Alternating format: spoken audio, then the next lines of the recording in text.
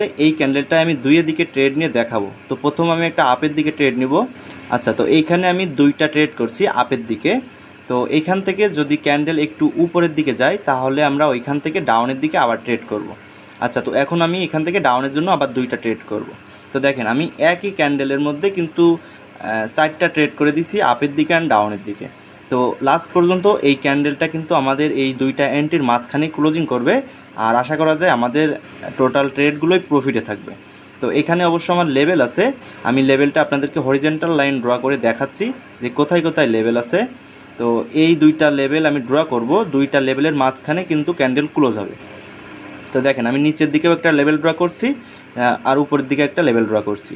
তো এই দুইটা লেভেলের মাঝখানে কিন্তু আমাদের এই ক্যান্ডেলটা শেষ হবে লাস্ট পর্যন্ত। তো দেখা যাক কি করে। ওকে, তো দেখেন নিচের দিকে আমার এন্ট্রি বরাবরই ক্লোজ হয়েছে, আমার ওইটা রিফান্ড হয়ে যাওয়ার কথা, কিন্তু ছোট্ট একটা গ্যাপ আপ করে কিন্তু